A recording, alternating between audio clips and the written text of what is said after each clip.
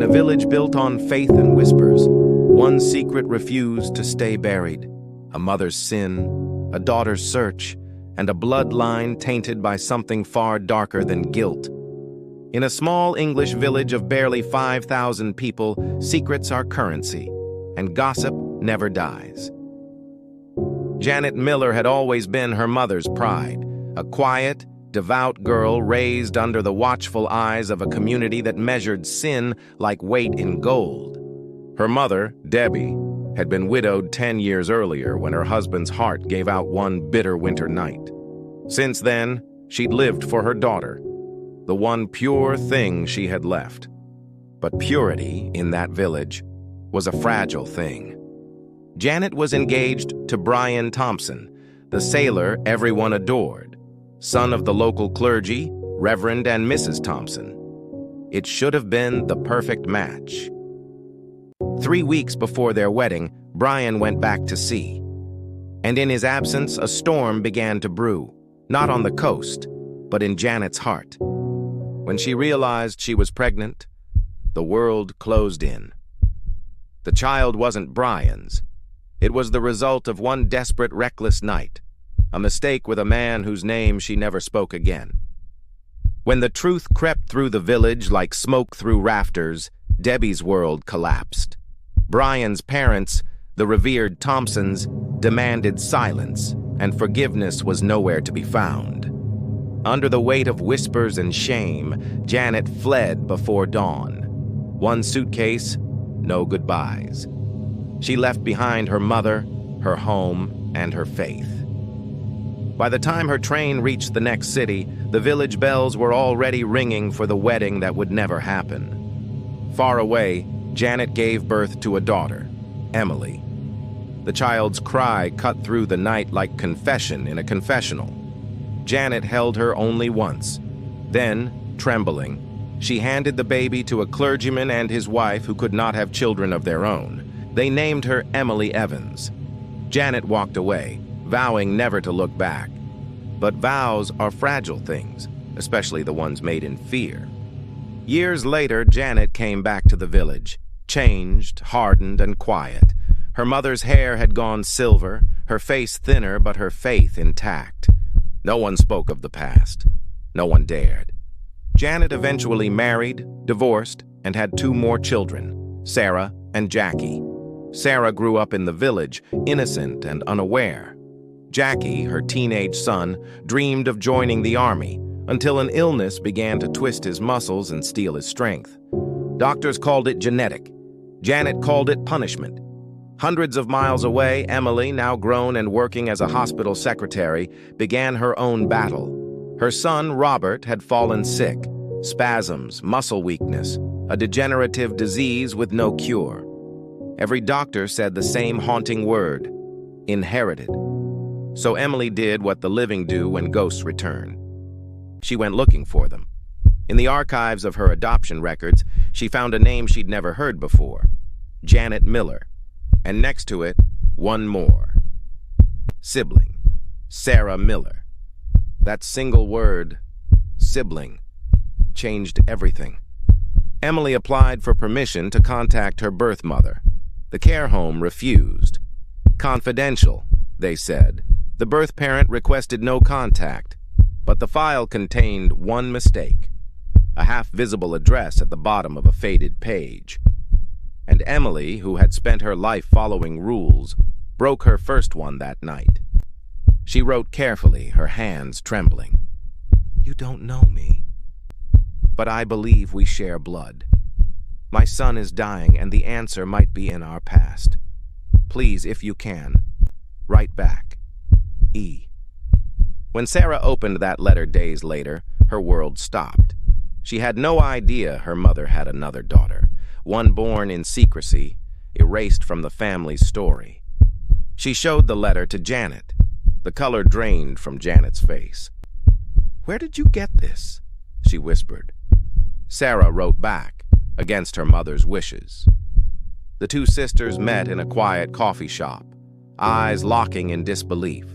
Same hair, same eyes, same nervous smile. They met again and again in secret, sharing pieces of a puzzle that was bigger than either of them understood. Until Emily revealed the truth, Robert's illness. And Jackie's symptoms were the same. The same genetic curse. Months later, Janet was preparing to remarry to Joseph Anderson, a retired banker with a kind face and a patient soul. The village that once condemned her now celebrated her return to grace. But under the lace and laughter, two daughters held a secret that could destroy everything. Emily decided to come to the wedding. She stood at the back of the church, hidden beneath the soft glow of candles. When Janet turned to take her vows, their eyes met, and everything froze. Janet's face went pale. Emily's lips trembled. The music swelled. Joseph took Janet's hand, smiling, unaware of the truth standing in the shadows. After the ceremony, a storm rolled in.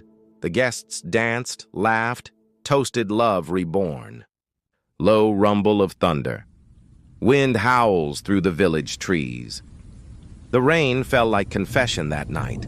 The villagers had gathered beneath the soft glow of lanterns and wine-slick laughter, celebrating Janet Miller's new beginning, her long-awaited wedding to Joseph Anderson. To them, it was a love story redeemed. To Janet, it was an act of forgiveness. But in the far corner of the hall stood Emily, the daughter she once abandoned, watching, trembling, invisible. When Janet turned and saw her face, something ancient and terrible stirred in her chest, recognition laced with terror. Her hand went cold in Joseph's, and the smile on her lips faltered. Emily's green eyes, the very same shade as Janet's mother's, cut through the candlelight. And for a heartbeat, time stopped. Later that night, after the final dance and the fading laughter, a knock echoed through the storm.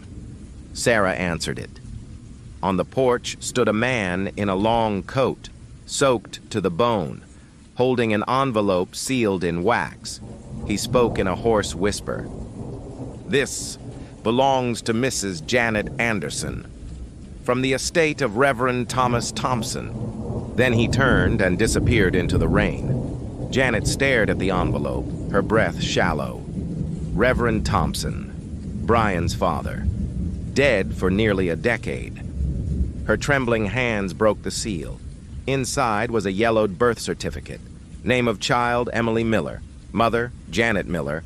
Father, Brian Thompson. Janet's heart nearly stopped. The irony was cruel. The man she'd loved, the man she'd thought she betrayed, was the very father she'd tried to erase. She hid the paper in her prayer book before anyone noticed. But her mind was already unraveling. She remembered Brian's last night on shore, his laughter, his promises, the storm that drove him back to sea the next morning, and the letter he never received. Debbie had hidden it. Her mother had known. The truth had been buried by love or fear. Days later, Emily sat beside her son Robert's hospital bed, his hands twitching uncontrollably beneath the white sheets. The doctor said the disease was progressing faster now. She held his hand and whispered, "I found them, Rob." "I found where I came from." Robert's lips parted, but no words came, only a faint, painful smile. The irony wasn't lost on her. All her life she'd searched for belonging, and when she finally found her blood, it was poisoned by the same invisible curse. Janet couldn't sleep. The storm had passed, but guilt had not. She went to her mother's old cottage, the one that still smelled faintly of lavender and regret. Debbie sat by the fire, her face a pale echo of its warmth. Janet. "You knew, didn't you?" "About Brian. About Emily." Debbie, quietly. "I knew enough to protect you." Janet. "Protect me? You let me believe I'd ruined his life." Debbie. "If the truth had come out, the clergy would have fallen. The church would have burned." Silence.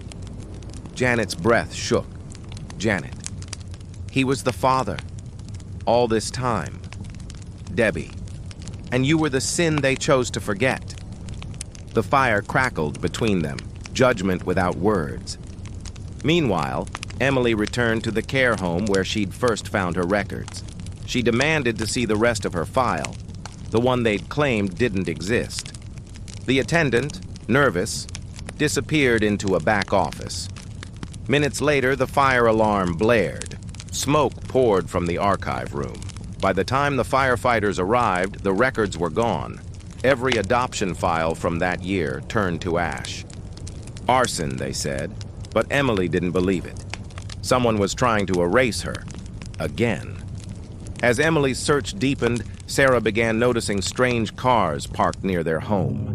One night, she caught a man taking photos through the fence. When she confronted him, he fled, leaving behind a wet leather wallet. Inside, an ID card. Name, Daniel Okello, her sister's husband. But Daniel was supposed to be in Kenya. Sarah's hands shook as she dialed Emily's number. It rang and rang. No answer. Janet tried to hold her new life together. Joseph adored her. Sarah played the role of the loyal daughter. Jackie, her youngest, sat pale and quiet, his tremors worsening. But the silence between them had weight, the kind that breaks before it bends. Joseph, ever perceptive, finally asked, "Janet, what aren't you telling me?" She looked at him, at his kind gray eyes, and for the first time lied. "Nothing. Everything's fine." But that night, when he slept, she took the hidden birth certificate from her prayer book and burned it. Ash scattered like snow across the hearth. Yet even as it burned, she knew. Some truths don't die with paper. At dawn, there was another knock at her door. A woman this time, middle-aged, sharp eyes, a voice that cut like glass. "Mrs. Anderson?" "Yes. I'm from the Department of Social Records. We're reopening a closed case from 20 years ago, involving an illegal adoption and falsified documents." Janet froze. The woman pulled out a photograph. Emily as a baby, wrapped in a blanket Janet recognized instantly. "We believe this child was taken under false pretenses. You may have information relevant to the case." Janet's throat closed. She nodded faintly. "Who asked you to reopen it?" The woman smiled thinly. "A man named Daniel Okello." Emily finally reached her husband that same night. When his voice came through the line, it was distant, distorted. "Emily. Daniel? Why did you come here? What have you done?" "Daniel. I had to know, Em. The disease. It's not from you." "Emily. What are you talking about?" "Daniel. It's not your bloodline. It's mine." The line went dead. Emily stared at her phone, her pulse hammering in her ears. For years, she'd blamed her mother's secrecy for Robert's suffering. But now the irony was merciless. She had been chasing the wrong ghost. 2 days later, Janet received a call from the hospital. Jackie's condition had worsened. She rushed there, rain slick on the windows, fear clawing her throat. But when she arrived, the bed was empty. The nurse looked confused. "He was transferred this morning," she said. "By request." "Whose request?" Janet demanded. The nurse checked the file. "Signed by Mr. Daniel Okello." Janet's world spun. The past she tried to bury had found a new weapon. Her son. That night, Emily returned home to find an unmarked black envelope on her doorstep. Inside was a single photograph, grainy, taken in a hospital corridor. Jackie, her half-brother, unconscious. Robert, her own son, in the next bed. And between them, a man in a white coat, face obscured by shadow. On the back of the photo, in Daniel's handwriting, were 4 chilling words. "Only one will survive." Thunder rolls. Screen fades to black at the Shadow Hospital. The rain hadn't stopped in 3 days. Emily drove through the storm, her hands shaking on the steering wheel. The black envelope clutched beside her like a curse. The photograph replayed in her mind. Jackie and Robert lying side by side, connected by something unseen and terrible. Her son and her brother.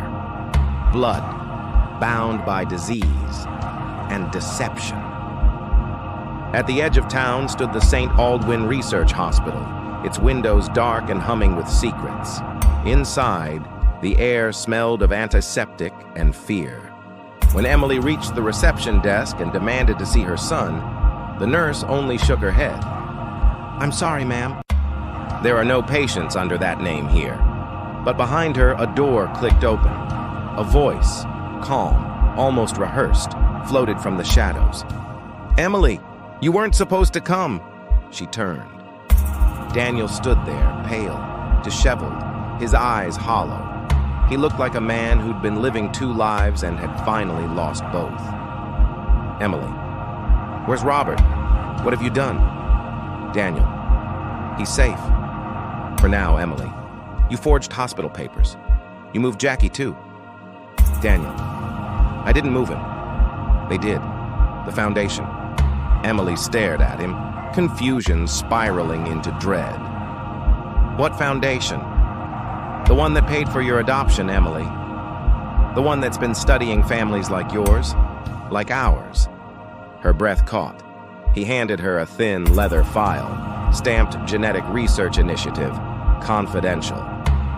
Inside were dozens of photos, babies, mothers, test results, and genetic markers labeled M1D gene variant. The same mutation that caused the degenerative disease afflicting Robert and Jackie. The same one found in Janet's medical record. "Emily, this can't be real." "Daniel, it's more real than you think.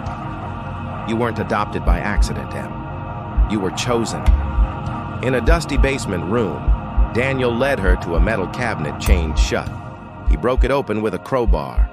Inside were folders bearing the emblem of Reverend Thomas Thompson, the same man who'd arranged her adoption decades ago. He wasn't just a clergyman, Daniel said. He ran a private medical study through the church, testing genetic sins that he believed were inherited. Emily's stomach turned. Her entire life, her faith, her family, had been an experiment. She flipped through the pages, eyes blurring as she found her own name again and again. Each document marked Subject 23B, Carrier Confirmed. And at the bottom of the last page, her mother's signature, Janet Miller. At that same hour, Janet sat alone in her living room, staring at the ashes of her burned certificate. Outside, police lights flashed in the distance. Her phone buzzed. Unknown number, she answered. Voice, female, cold. "Mrs. Anderson, we've located your son. You need to come immediately." Her body went numb.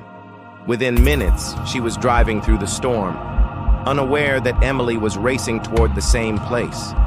The hospital loomed like a cathedral of secrets, its neon sign flickering as if it were alive. They saw each other at the same time, Janet stepping through the hospital doors, Emily emerging from the basement corridor, rainwater dripping from her hair. For a long moment, they only stared. Years of silence pressed between them. Janet, softly, "Emily?" Emily, trembling, "You signed the papers, didn't you?" Janet, "I thought I was saving you." "I didn't know what they were doing, Emily." "You gave me to the people who turned me into an experiment." Janet's eyes filled with tears. "I wanted to protect you. I was told you'd be safe." Emily, "Safe?" Her voice cracked. "My son is dying because of a gene you passed down, one that they were studying before I was even born." Janet's knees gave way. "No, no, that's not possible." But Daniel stepped forward, holding another file. "It is. They tested every generation. Your husband, your father, even the reverend who married you. They all knew." Alarms blared. Security lights flickered red. Through the glass door at the end of the corridor, Emily caught sight of two hospital beds. On one lay Robert, pale, motionless. On the other, Jackie, eyes half open, breathing shallow. Machines hummed in eerie synchrony. Emily tried to rush in, but a guard blocked her. "Authorized personnel only." Daniel pulled a badge from his pocket. "You want authorization?" he snarled. "I built this project." The doors hissed open. Emily ran to her son's side, her sobs echoing through the sterile air. Janet fell beside Jackie, clutching his limp hand. Their two sons, two branches of the same broken tree, lay between life and death. And then Janet noticed something impossible. A monitor showed their heart rates, identical. Every beat mirrored perfectly, as though one pulse fed both. Daniel's voice trembled. "They share more than disease, Janet. They share a blood pattern that shouldn't exist. Genetically, they're connected." "You mean brothers?" "Closer than that." He turned the final page of the file. The lab notes were dated 18 years earlier. Embryonic sample recombined for trial reproduction. M1D sequence duplicated. Emily stared at the line. Her knees went weak. Robert wasn't just born. He was created. Janet's breath stopped. "Created? They used your DNA, Janet. And your daughters. Robert is... both of you." Emily stumbled back, horror flooding her veins. Her own son was the genetic fusion of herself and her mother, an unholy creation born of scientific obsession. The irony was too cruel. The secret Janet had buried had given birth to something even darker. The monitors began to scream. Robert's heartbeat spiked. Jackie's flatlined. Janet screamed, pounding on his chest. Emily clung to Robert, whispering his name. Then the lights exploded, sparks raining from the ceiling. Smoke filled the chamber as an electrical fire spread through the wires. Daniel grabbed Janet's arm. "We have to go." "I'm not leaving him," she shouted. Emily pulled Robert's limp body from the bed, coughing, eyes burning from the smoke. Somewhere behind her, glass shattered. A blast of heat swallowed the corridor. When the flames died, the hospital wing was gone. 3 days later, the news headlines read, "Hospital fire claims 3 lives. Genetic files destroyed." But 2 names were missing: Janet Anderson, Emily Okello. No bodies were recovered. 1 year later, in a quiet coastal town in northern England, a woman named Jane Miller rented a seaside cottage under a false name. She walked with a slight limp and wore dark glasses. Each morning, she lit a candle by the window and whispered 2 names: Jackie, Robert. One day, the postman delivered a small brown package with no return address. Inside was a flash drive and a note written in Daniel's handwriting. The experiment never ended. Look for the boy. She hesitated, then plugged it into her laptop. A video loaded, grainy hospital footage. A figure stepped into frame. A teenage boy with light brown skin, dark curls, and familiar green eyes. He looked directly into the camera. "Mom," he said softly, "it's me, Robert. But they call me Subject 24 now." The screen flickered, static swallowing his face, before cutting to black. Janet's breath trembled. Her hand rose to her mouth. In the reflection of the dark screen, 2 faces stared back, hers and Emily's. "They took 1 daughter from me," she whispered, tears falling.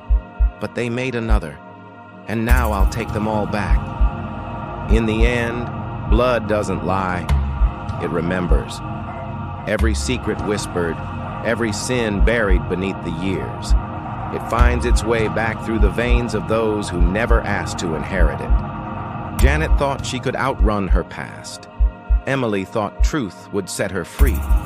But in the shadows between them, something darker still waits, watching, patient, alive in their blood. This was only the beginning of the hidden daughter, blood secrets,